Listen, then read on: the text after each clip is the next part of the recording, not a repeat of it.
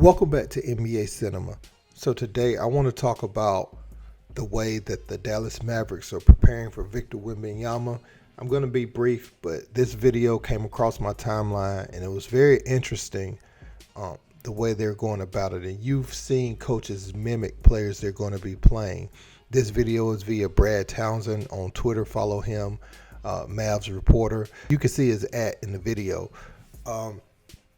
But analyzing this, I have this still frame from when he blocked Andrew Wiggins' three-pointer the other day, and this gives you like a nice perspective of how it looks when Victor Wembanyama is closing out on the perimeter. They're preparing for the length, and not only the length, but the agility that accompanies the length. And this is what I was talking about when I was speaking about players in preseason scouting reports and preseason draft reports, where Victor Wembanyama has the ability to close late. He plays cat and mouse with you with perimeter players where they feel comfortable and they feel like they have the airspace to get the shot off over them. And then you just see that cloud cover up. like pretend the rim is the sun, right? And you go outside, it's like a whole cloud just covers up and it gets dark, when he's closing out on the perimeter. Now, I've seen a few guys get some shots over Victor, but all in all, he either tips it or, he gets a block. And one thing he does is I notice he blocks it to keep it in bounds a lot of times. He don't just try to block it. So he tries to create fast break opportunities out of his blocks. But looking at this, Shamgod is doing all he can, man. Whenever Kyrie comes up, he says, Wemby, and he's using these pads, but I don't even know if this is going to work. Let's check out this video.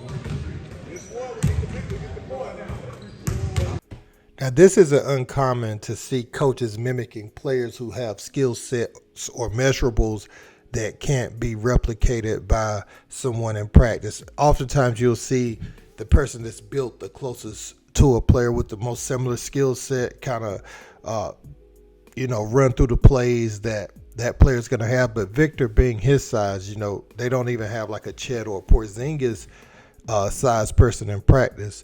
So they're not able to just pull a player to mimic it. You know what I'm saying? And then on top of that, you have to mimic the agility of Wemby. What I've noticed is he's been out on the perimeter in defenses. So it's going to be interesting to me to see how they try to pick and roll him to death and see if he's able to handle that. But Victor, at times, he's kind of been like a free safety on defense. Did you see that one play?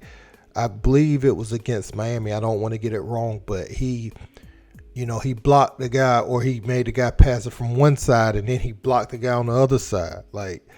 And he was right by the rim, so he couldn't even see the person. But he's a mistake eraser. I saw him block Jalen Williams at the rim. Jalen Williams shook him pretty good, but he's a mistake eraser. And you have to think, physically, this is the least he'll be in his career, barring injury. Assuming he stays relatively healthy, this is the least he'll be. As he adds strength and size, to his already gadget-like frame, it's going to be very impossible for people to really score or feel comfortable by the rim. He's going to make you second, third, fourth, fifth guess everything. So I like what he's shown, though. Even if you saw the mixtape I put out yesterday, some of the highlights were from the summer league, and some were from preseason. The way his body has changed in those few months shows that he has a frame that likes the extra muscle, that holds it really well. So if Victor is about 225 to 220 now, it's easy to see Victor potentially getting up to 275, 280, one day, and without compromising his agility. What he will do, though, I believe, when he adds that extra strength, I think he's going to be one of those guys that moves closer to the basket and gets more dominant paint points, because you already see him posting up and things, and naturally he'll be able to push the defender where he wants and get a lower entry pass. So naturally he'll just turn around and shoot over the top. I think this guy has a nice touch, and he has some guard-like skills, but it looks like he's very comfortable playing off of people. You don't really have to overly run plays for him. He'll find his spots to score. And that's what I like about him. He's going to be great, and he's landed with the right organization. But let me know what you guys think in the comments. Don't forget to like, share, and subscribe. Till next time. Peace.